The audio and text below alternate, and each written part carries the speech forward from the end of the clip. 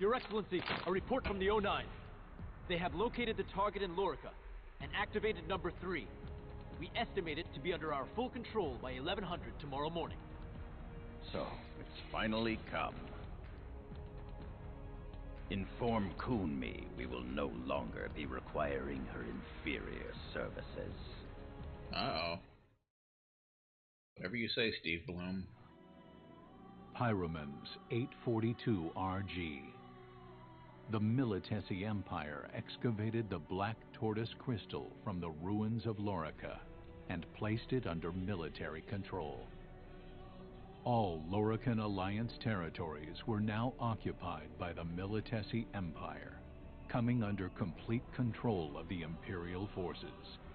That's not good. This news spread quickly to the far reaches of Oriens, sending shockwaves throughout all of Rubrum and the Kingdom of Concordia.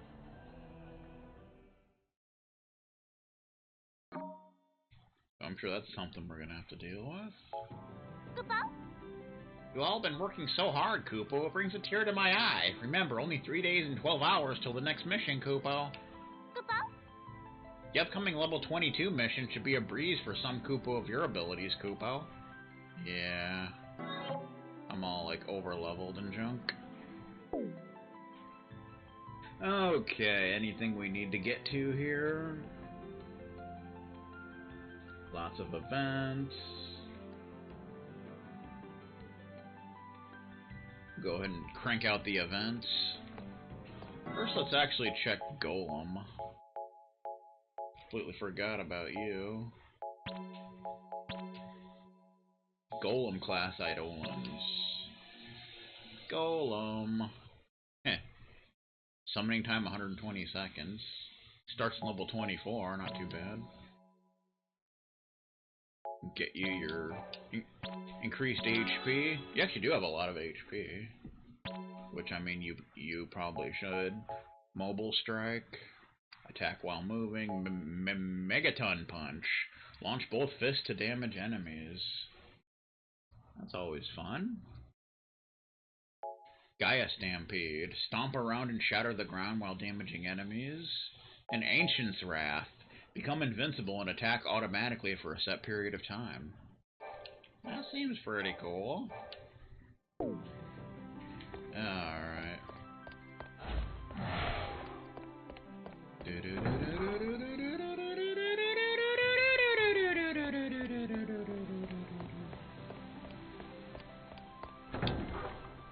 Alright.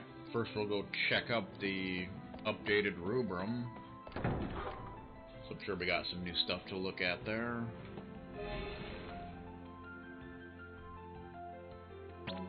Alright, what do we got? The Vermilion Dawn. The oldest extant verse of scripture in academia is perhaps the most open to interpretation. Unto Orients came the crystal of the Vermilion Bird, to guide the children of Rubrum, and bestow the great task upon them. The great task referred to herein is commonly understood to mean the creation of Agado, and it is to that end the Academia was established. The grand halls we now know were initially naught but a single schoolhouse, a quiet sanctuary where a few cadets might bask in the light of the crystal as they sought enlightenment. Yet as the teachings of the first chancellor spread, so did the size of that humble schoolhouse. By the year 100, the use of magic has become so prevalent that Academia was now responsible for both research and enrichment. Attack spells which fell monsters and destroy obstacles, as well as defense spells which heal the wounded, would be analyzed and reformulated day and night. These could then be taught to individuals enrolled as Agado cadets, who sought to actualize their full magic potential, thereby forming the basis of the Academia we have come to know. How a simple cryptic verse could alter the course of so many lives is indeed nothing short of remarkable. That's a shame. Establishment of the Dominion of Rubrum. Of course not for Steam, though I probably wouldn't want to play it anyway. The formation of the Dominion is a unique example of how the intellectual world influences the material one. While Rubrum, Togorith, Iscah, and Ibon has shared borders. We actually haven't been to Ibon yet. There were few military or economic pressures compelling the loosely affiliated states to unify. Rather, some 60 years after the peristilium had first taken root, its ideological principles brought these states together for the common good. Despite academia being the political heart of this alliance, little thought was spared to its defense. Such was the case when monsters suddenly came to lay siege to the peristilium, and aid from the satellite states was slow to rise. But by the grace of the L'Cie did academia survive to see the dawn. The official establishment of academia as the seat of power, and the concomitant military defenses would come 3 years to the day after that harrowing night. So it came to pass that on Venstumen 7, 123 RG, the Dominion was born. The curious reader might inquire as to how the local region of Rubrum came to be synonymous with the Dominion as a whole. Yet it was merely a question of geography. All parties were in agreement that academia, to whom all the former states paid fealty, rested well within Rubrum's territory, and so the appellation was unanimously adopted by all in the interests of political convenience. Such matters appear simpler for states sharing an ideological bond, as they often think alike. Pretty much. The Rubrum Dracobaltian War. Having expanded its sphere of influence from Rilachi to Roshana, the kingdom of Dracobaltia met with Rubrum's forces at the border between Roshana and Ibon. Unconcerned with the trifling matters such as diplomacy, the Dracobaltians launched straight to battle against the Dominion without even considering negotiations. Yep. The Dracobaltian troops and their monsters maintained an initial advantage, but due to their lack of organization, they were unable to do more than force a retreat. Thus, despite their many nominal victories, the Dracobaltian army made few actual military gains. That's a shame. The Dominion, apprised of its enemies' lack of internal cooperation, implemented a divide-and-conquer strategy, split the Dracobaltian ranks, then surround and annihilate them. Having suffered massive casualties at the hands of the Dominion, royal units fled the battlefield in droves. In the end, the Legion succeeded in completely driving the Dracobaltian army out of Dominion territory. Good times. Establishment of Academia's Sorcery Division. The Vermilion Bird Crystal blessed the citizens of the Dominion with the ability to use magic, but this gift was passed down by Agado cadets, and cadets turned instructors, propagating the will of the crystal. The state played no part in managing the transmission of magic in the Dominion. Nevertheless, once the 4 crystal states had been established, the Dominion government had no choice but to follow the example set by the other nations, promoting and overseeing the blessings of the crystal, no longer living in constant fear of ferocious monsters. The denizens of Orience now faced a far more terrifying breed of foe, each other. Ho ho! Fortunately, no other nation had threatened the Dominion's borders since the expulsion of the Dracobaltians. However, news of the Lorican Militesi War quickly reached Rubrum, and the Dominion government thought it wise to strengthen its magic faculties so as to prepare itself against a potential assault. Thus, Academia founded the Sorcery Division. This department was responsible for any and all magic matters. Up until that point, spells had been transmitted from citizen to citizen on an individual basis. Sorcery's first order of business was to classify these spells by type and unify the standards behind them, thus creating an environment in which anyone with magical ability could cast spells at will, except for Hasty Stephen. He's not allowed. The establishment of the Sorcery Division and the systemization of spells also brought about great changes in the organization of the Dominion military. Previously, the legionaries fought solely based on their individual magical prowesses. Now that the military could form squads united around a single class of magic, the Legion saw the rise of units defined by characteristic spells such as the Fire Squad or the Cure Squad. Ho ho ho! Much better than the Suicide Squad, that's for sure. The Pax Codex and the Fabula Pact. Uh-oh. That sounds familiar.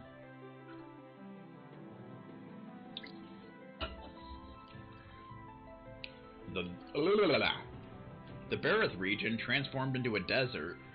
In the aftermath of the Great Orient's War, and Innsmouth, that sounds like an interesting name, was completely submerged. Iscah was reduced to a pile of rubble in the clash between the Vermilion bird Lassie Kiyosaki and the Lorican king.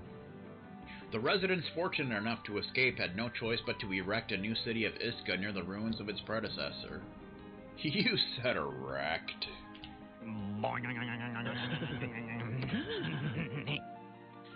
Then 2 years after the cessation of hostilities, the heads of state finally drew up a proper peace treaty between the four nations.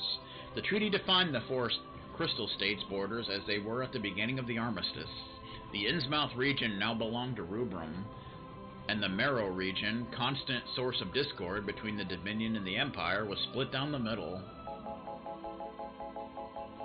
However, more important than the treaty was the establishment of the International Pax Codex. Foe! The Crystal's power had waned greatly as a result of the four Crystal States' constant abuse during the Great War. Fear permeated the mind of each nation's leader. The fear that we're fighting to resume and continue for some time. The crystals might waste away and disappear. Thus, the will for peace was strong. I love Foe. The Pax Codex outlined regulations for declaring war and capitalization, as well as humanitarian issues such as treatment of POWs and civilians. However, the most crucial item addressed in the pact was the official prohibition of using Lassie to encroach upon other nations. All parties present believed this agreement would prevent fighting between Lassie and keep Orient safe from destruction.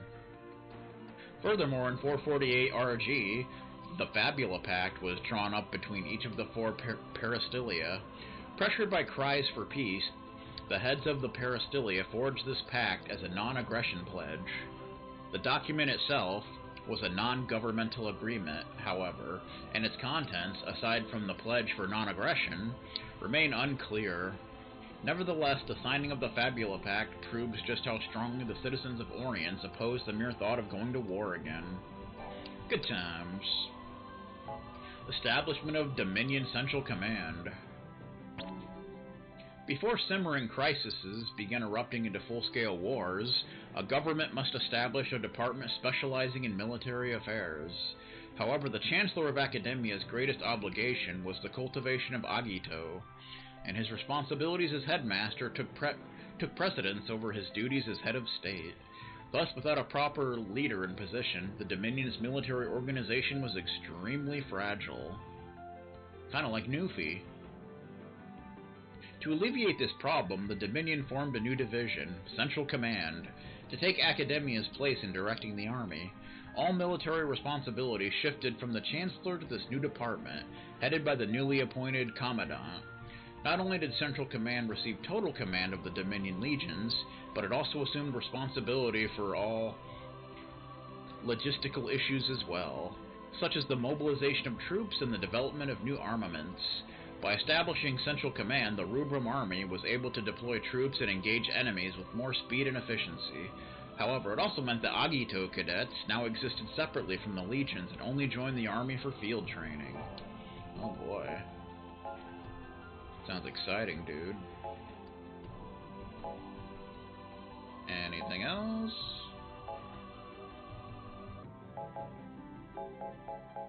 The Kasaya Diversion. After the battle for the Togarth stronghold, both the Dominion and the Empire were trying to recover from the grave losses that incurred as a result of the clash between their Lassie. Neither army was able to mobilize for quite some time, but because the Dominion lost fewer personnel, the Legion resumed military activity sooner than the Imperial forces. Rubrum's new objective was the town of Kazaya.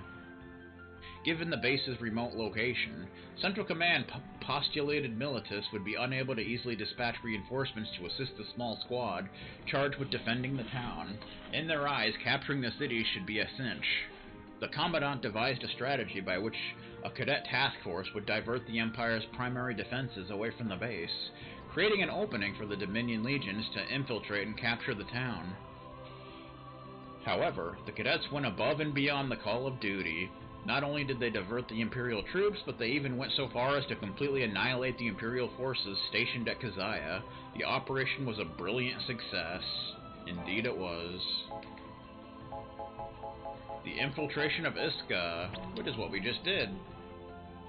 After careful consideration, Dominion Central Command produced a promising strategy. Establish a base of operations at Iscah and use it as a foothold for reclaiming the region. The Dominion chose Iscah not only because it occupied a key location, but because of the aqueducts beneath the town. According to the Commandant, a special task force could infiltrate the waterways and detonate magicite to destroy the subterranean dynamos. From there, the legions could swoop in and overtake the town while the Imperial troops scrambled to get the power back on.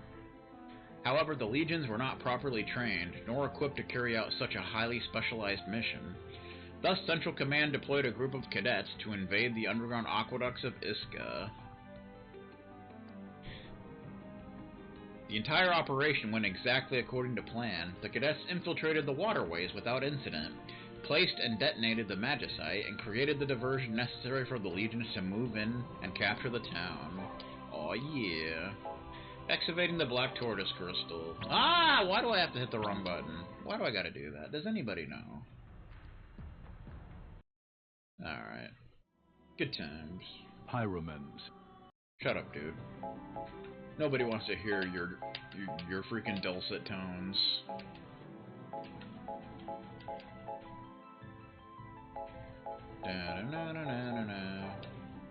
Historical person A. Got anything new here?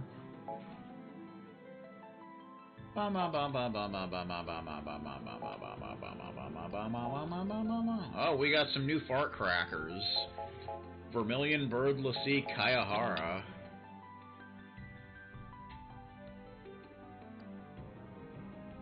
That just shows you their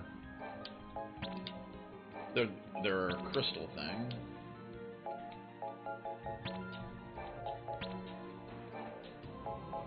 Pretty much how that works.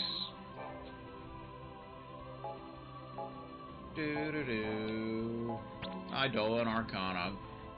Golem! Look at that thing.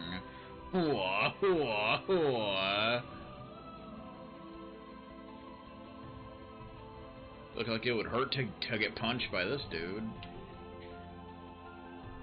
The eponymous Eidolon of the Golem class. This slow sentinel more than makes up for its abysmal speed with its incredible high defenses. Second in military summonings only to Ifrit, Golem can easily withstand even the most powerful enemy assault. In spite of its high employment rate, however, Golem rarely sees action on the battlefield. Instead, the Dominion legions employ this Eidolon to guard strongholds and other key military facilities. Fun.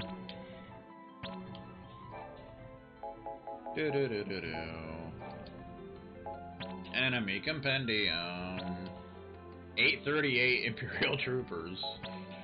184 Super Soldiers. 4 Imperial Officers. 27 Heavy Gunners. 19 RPG Dudes. 23 Shock Troopers. 46 Military Quarrels. 24 kill counts. 19 strikers, 27 warriors, 15 Prometheuses and Bobs, 5 Colossi, Martinet 12, Panjandrum is new. We killed 2 of those apparently. Yes, so did I. Not something I'm proud of, but well, what are you gonna do? Troubled by the Martinet's lack of firepower, Militesi scientists set out to develop a new droid capable of defending the Empire's key strategic locations.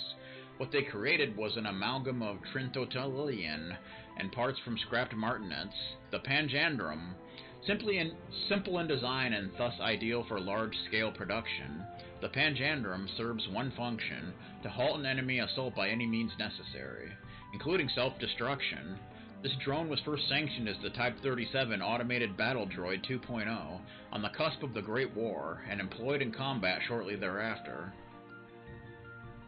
However, because the Panjandrum was designed as a single-use weapon, the fleet was expended rather quickly, and only a few machines remained in the aftermath. That's a shame. Bum bum bum. Mid-size carrier 2. Channel gate 4. Underlegs 123. Onkeg, which is like a better version, I guess. 24. This venomous vermin resembles the Hundlegs in both appearance and nature. However, the Onkeg spits a toxic acid to poison its victims. That's why I kept getting poisoned, making it infinitely more dangerous than its more common counterpart. Yay! Do-do-do-do-do. Capowire 23. Flameflon 18. These annoying little bastages. Do-do-do-do-do. This monster's soft, jiggly body functions as a shock absorber, negating all physical damage. The Flameflon attacks by unleashing a fiery shockwave, or by chomping down on an enemy. The wise assailant would dodge the Flameflon's charge and retaliate with a powerful ice-based attack in order to slay the slime. The kingdom employs their own Flameflons known as Creme Brulee. Superpowered jellies trained to maneuver and assault with greater speed than their common counterparts. Scientists have also discovered an even larger breed of Flameflon they have dubbed the Inferno. Oh boy. Sure we'll end up running into those at some point. Electric Flon! We've killed 4 of these little dudes.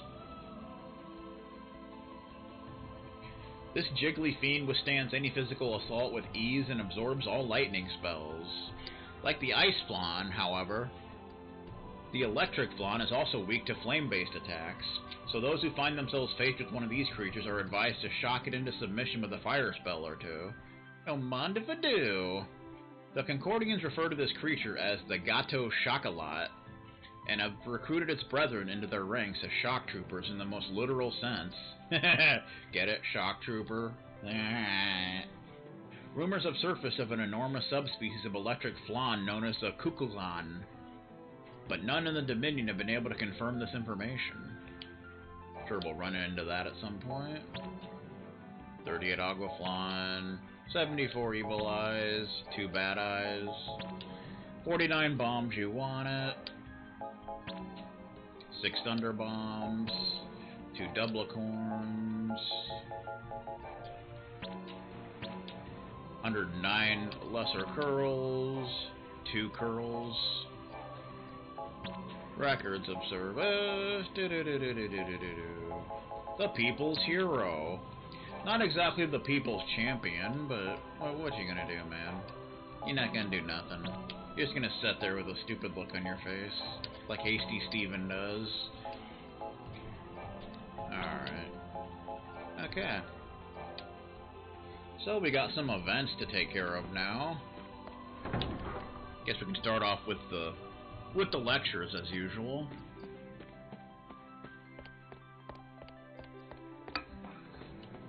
Since they're easy to crank out.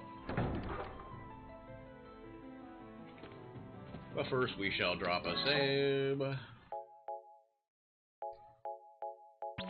go to the Alto Crystarium, see if there is anything we can upgrade. Bio, everybody knows it's bio. We need more verdant, sir.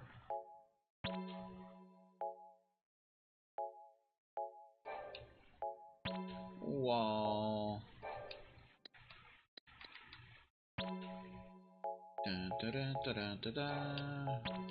Don't think we can upgrade anything right now.